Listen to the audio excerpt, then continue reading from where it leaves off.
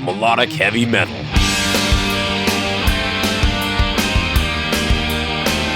Playing it heavier, louder, raunchier, faster. This is the Signals of Intuition.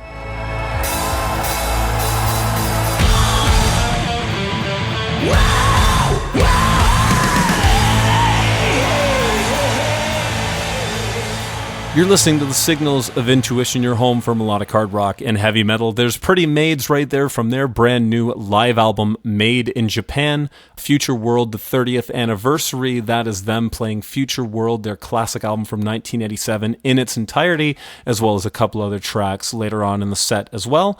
Right here in the show, we have the singer for that band, Mr. Ronnie Atkins. Ronnie also sings in Avantasia and Nordic Union as well. So let's bring on Ronnie. Ronnie, how's it going? That was a lot better.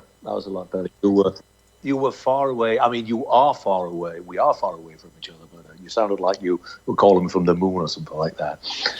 Yeah, no, I checked so the audio was routed properly, but for some reason Skype decided to go with a Bluetooth headset that's sitting like 5 feet behind me. So okay. I'm like, why can't I hear anything? Even though everything else is, so I went into Skype, reset it, everything's cool. Okay, cool. We're all good. I totally hear you now. That's good. Awesome. So when I do these, I like to start at the beginning of you as a musician and then work our way through up to the new album. So starting from the beginning, where did you grow up and how did you get started in music? Well, I grew up here in Denmark. I live in a little town like an hour north of the German border in Jutland. And I grew up with the music since I was very small. Since I was a kid, I was singing with my siblings who were like between 10 and 13 years older than me, and we used to sing Beatles songs and stuff like that, and they played a lot of music. I grew up with the music they played on the radio, played on the tape recorders, was like late 60s, early 70s music. And then I started playing guitar and was singing and playing guitar when I was like 10, something like that, 10, 11 years old, and actually was in band since 75, I was about 11 years old, something like that.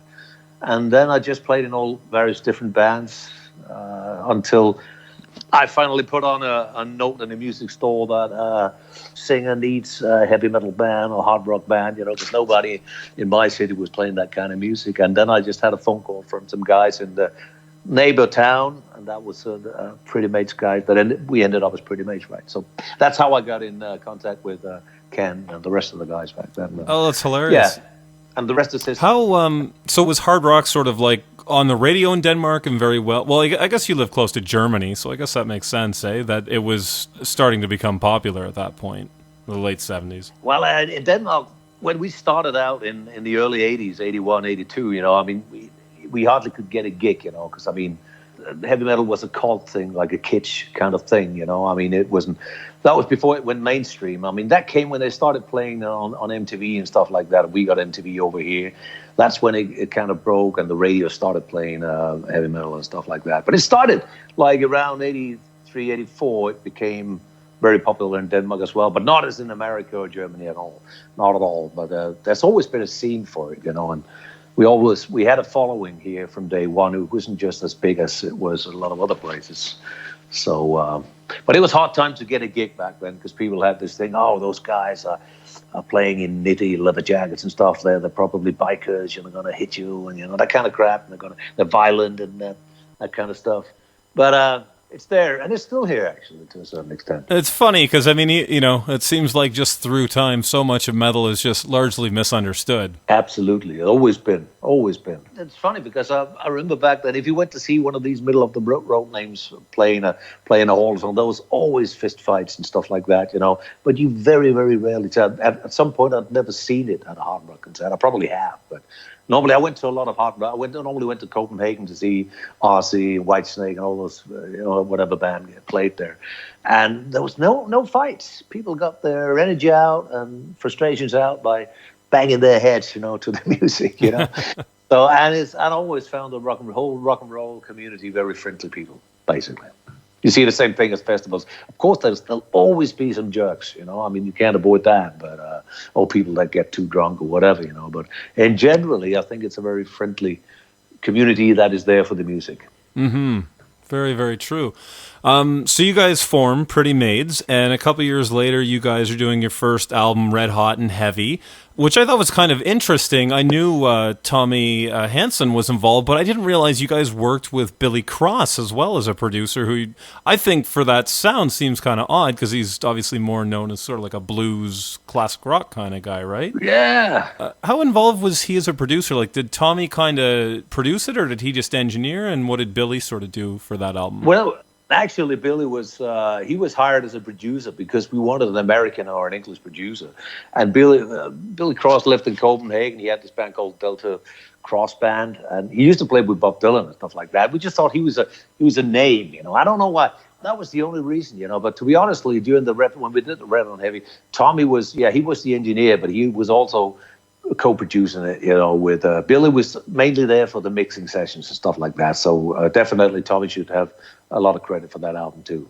Absolutely. So Tommy then did I take it he sort of got metal right away? You know what I mean? Tommy, that was, I think, Pretty Maids was the first metal band he ever produced. We already did some demos with him. It was because of Red Hot and Heavy that he got associated with Halloweens and bands like that, So that was the first hard rock band he ever produced, as far as I'm concerned, Pretty Maids. Oh, interesting. I did not know that. I would have thought of even one of Stenna before you guys.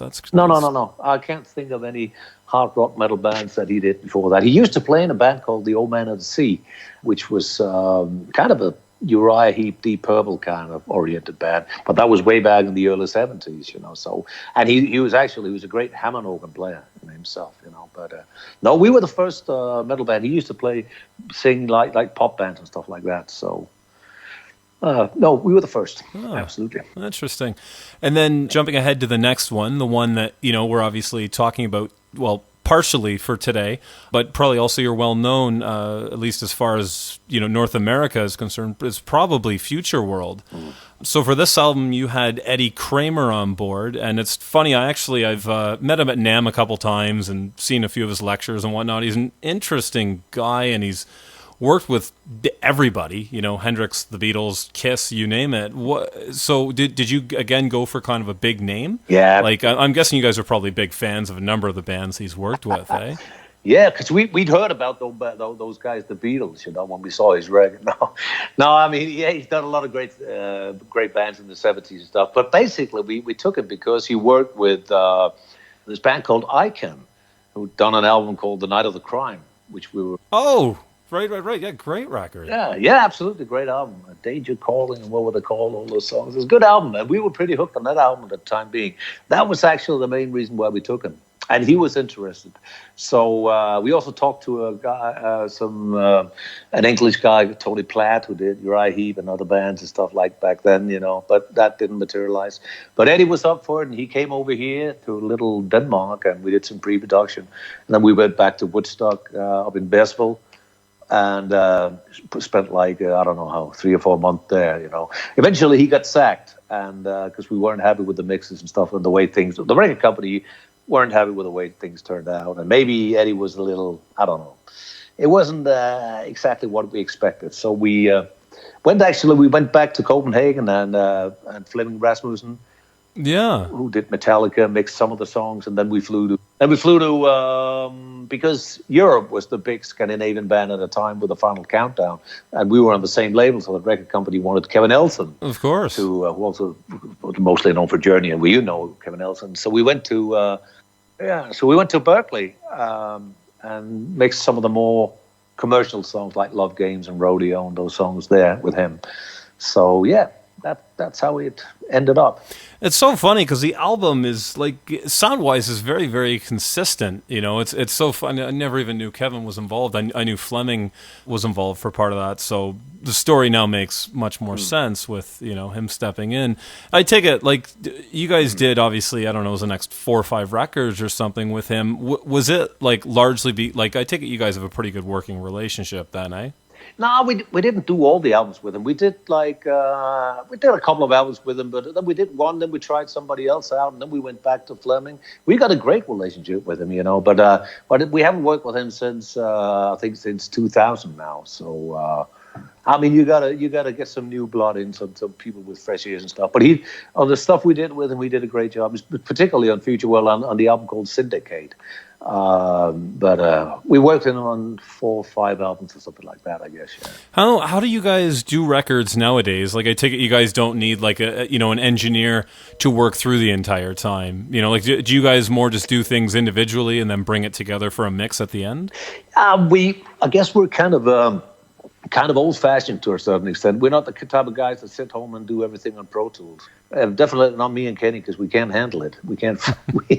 We're not good at that stuff. We're very old-fashioned. Me and Kenny basically sat down and wrote the songs together before the last album here as well, and then we meet up everybody, rehearse the songs, and we're actually there everybody when we do the songs. We record the basic tracks and stuff like that. And then we kind of split and we do our own individual things. And we got a producer now, which we actually used it for 10 years, Jacob Hansen, who's done a great job. It's been a great asset to. Oh, yes. Yeah, and we worked with him since the Pandemonium album and counting. And that just works great. It's a great relationship. And I mean, that it works. So we've done that ever since. So that's the way it is today, yeah. Now, have you guys, did you guys ever tour North America? Like, I take it you probably did back in the 80s, I'm guessing, eh? No, we didn't. We didn't, actually. We were, when the Future World album came out, the tour in Europe was already booked. We were booked on a European tour with Deep Purple, who was doing the House of Blue Light tour back then, which also included the Monsters of Rock festivals. And at the same time, Future World and Love Games started getting airplay on MTV, getting played on MTV in America. And we had a big bag up from Sony Music and CBS Records back then. And then we were invited to tour with Whitesnake on a 3-week tour. We just had to say yes. And to this day, I so much regret we didn't do it. On the other hand, I'm glad we did the Purple tour in Europe, because that kind of really broke us in Germany and stuff like that, and came out to play for a lot of people in Italy and stuff like that. But we couldn't we couldn't do both things, and that was a bummer, because I'm pretty sure if we'd done that Whitesnake tour, because we were on fire back then, I mean, the situation would have been completely different. No, we never toured North America. We just did these Prog Power thing in Atlanta and stuff. We never played America in the 80s. Never. What year did you do Prog Power? I must have missed that year. No, but that was it was recent. That was not recent. Within the last 10 years, I think 2012, actually. Okay. Yeah, that was it. And we were supposed to do it last year as well, but we had to cancel for some reason. Somebody couldn't get their visa or whatever it was. Oh, that's right. Yeah. Completely forgot about it. I was at that Prog Power, too, and you guys were one of them I was really looking forward to seeing. Yeah. And yeah, you're right. I think that was kind of like last minute you guys had to drop out or something, eh? Yeah, it's true. Somebody couldn't get a visa. I can't remember who it was, but that was problematic. So that's why, unfortunately, we had to cancel. But that shit happens, But I mean, I would love to go to play in America. I mean, I played there myself with Avantasia, like Chicago and a couple of New York and Frisco and LA, and it's a great audience, man. It's a great audience, and I would really love to bring my own band, Pretty Mates, to play there, man. That would be great. So. Let's hope for the future. Yeah. Well, it's funny. I was actually at the Chicago show, and that's still, I think, one of the funniest shows ever, because I'll never forget Tobias asking the crowd and going, I'm from basically next to Detroit, which is about a 5-hour drive or so away, and Tobias asked the audience, okay, who here is from Chicago? Silence. who here is not from Chicago? And the place went crazy, so... Oh yeah, I can't remember that, but it sounds like him. That's great. Oh, that's funny, man. That's funny. I mean, yeah, but that's the thing is that, again, you, with Avantasia, I haven't played much in America either. So people come from far away to see it when it finally is there. We're playing there, I guess. So, well, that's fun. Speaking of that, Ben, how did you become involved with them? Was it just Toby sending an email saying, hey, I've got a song I want you to sing on? Yeah, basically. But actually, he did that all the way back in 99. I actually remember talking to him but I didn't know who the fuck he was, so I just said, I am Tobias Sammet from this band, German band, Edgar. I don't know if you've heard about him. I said, no, I haven't. Because I didn't really focus on much of the new bands coming out at the time. And another thing, at the time being, I probably wouldn't have, I took part in any other projects, So what happened was I actually met him I think it was in 2012 on one of these 70,000 tons of metal shows in the Caribbean. And then I was introduced to him. I mean, he was an old Pretty Maids fan. He grew up with albums like Future World and Jump the Gun and stuff like that. So we just had a chat. And then later on that year, he sent me a MP3 file with a song on it. It was called Invoke the Machine. And I said, would you be interested? Actually, that happened to a mutual friend of ours. And he asked me if I wanted to sing on it. And I said, well, I could hear myself doing that. I later found out that was his go at writing another Future World, actually, he said to me. But so I did it. And then later on, the year after, actually, I was asked to do the tour, the world tour. It was South America and Europe and Japan.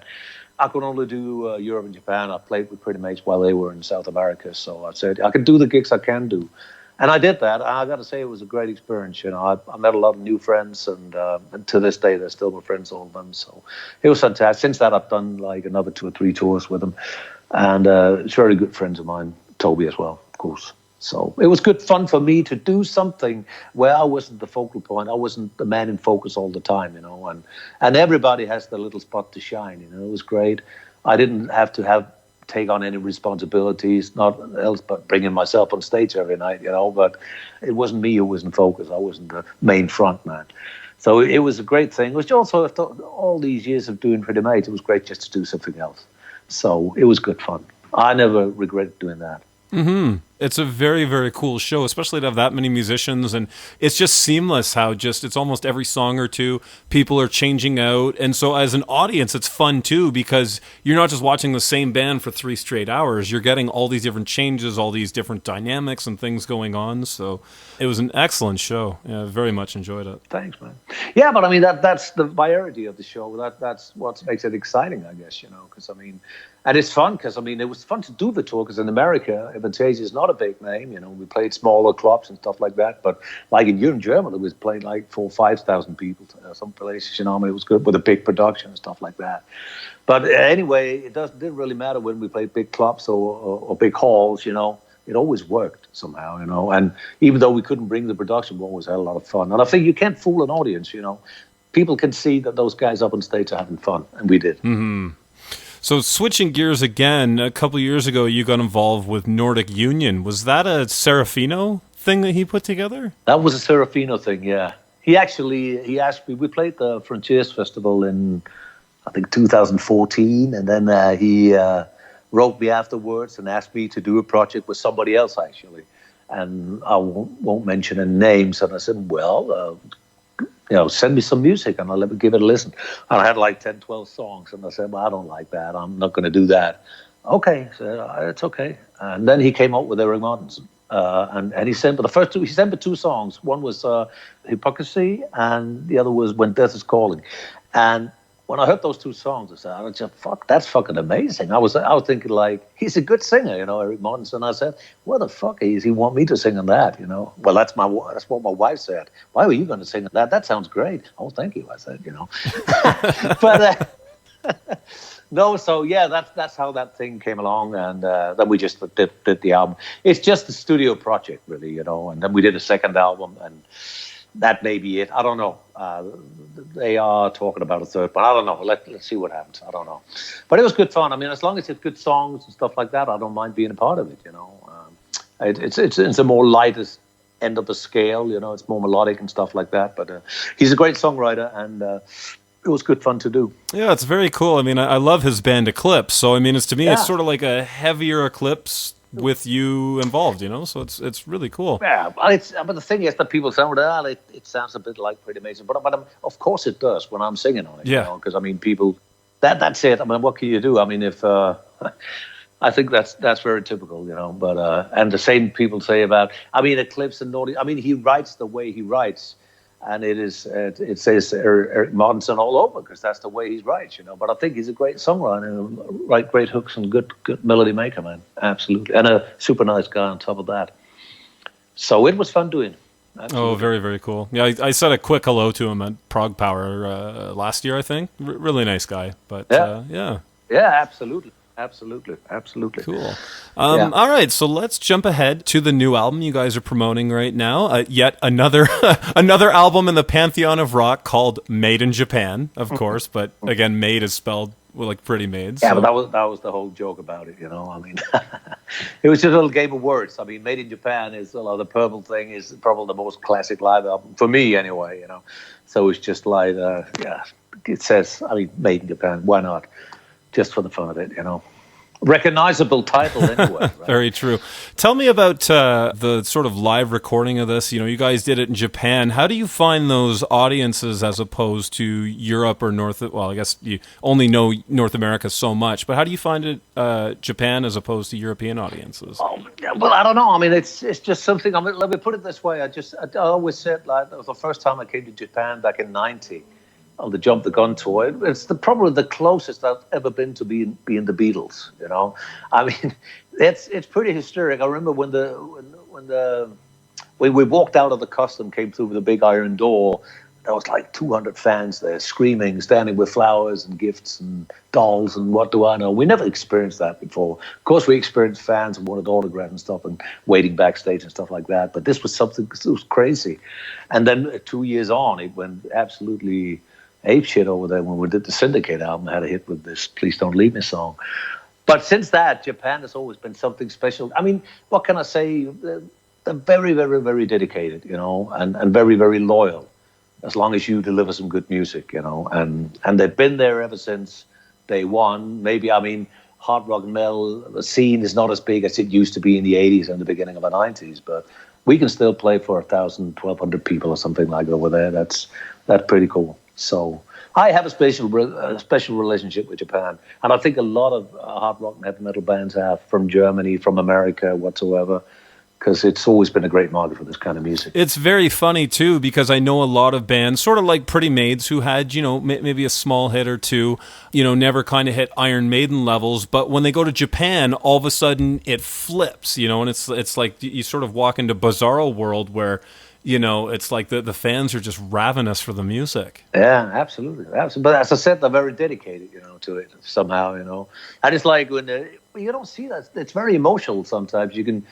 Somebody can be waiting in, the hotel lobby for a whole fucking day, just to get a little glimpse of you, But I'm always take time out to speak to the fans, I can't stay there for the whole day, but I always go and say hi. And sometimes you shake hands with them and you give them a little hug and they start crying and stuff like, it's that's why I'm saying it's pretty hysterical sometimes, but in a nice way, it's so sweet, it's so cute, that's why I mean, that dedication to the music and the people who makes it, you see rarely, we don't anyway. Mm-hmm. Oh, it's very, very cool.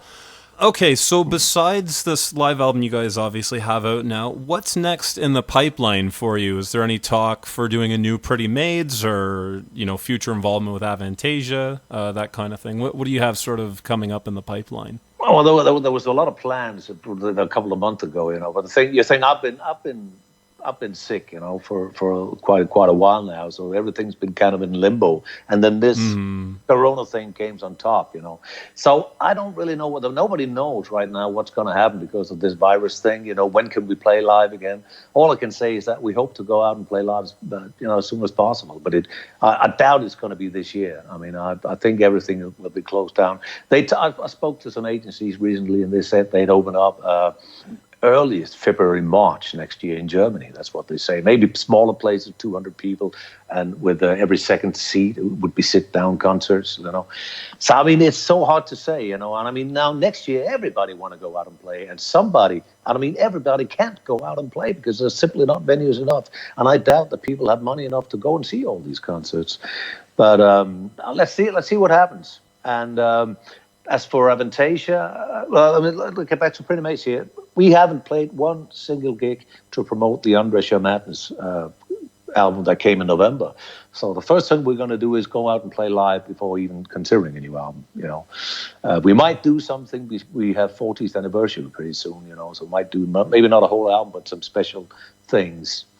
That's for Fantasia. I know the whole the festivals that we're going to do this year is postponed until next year. So that's all I know. But there's no specific dates I can give you or say or anything. I think everything is a little up in the air right now. And I guess it is for a lot of people, a lot of bands. Nobody really knows what's going on. It's totally unpredictable. We never experienced this before, right? Oh, for sure. I mean, I look at, concerts I was supposed to go to, and originally it was like, okay, we're going to cancel 2 months, 3 months, 4 months, and now, I mean, it's pretty much I'm getting, anything to the end of the year, it seems like it's just kind of like, well, let's try for 2021. It seems to be how it's going. I think that's just how it's going to be, and it's horrible. We're just in May, man. I mean, the whole summer, no festival, no nothing. It's tragic for a lot of people. No big sports events, no nothing. I mean, it's just horrible. Yeah. Just sucks. Well, Ronnie, I want to thank you so much. I know you've probably got another interview to run to right now, so I want to try to get this. But that's all right, Brandon, man. It was nice talking to you, and hope you had everything you wanted. So yeah, that's great. So yeah, thank you so much. Loving the new material, the latest Pretty Maids. We didn't get really a chance to talk about that, but I'm enjoying that too, and looking forward to what you've got coming up in the future. Cool, Brandon. Good to hear. Nice to hear that, man. Take care of yourself over there, and have a good one, right? Have a good day. All right. Thanks so much, Ronnie. Yourself as well. Bye, Brandon. Yep. Take it easy. Thank you. All Thank you, man. Bye. Yeah, you too. Bye.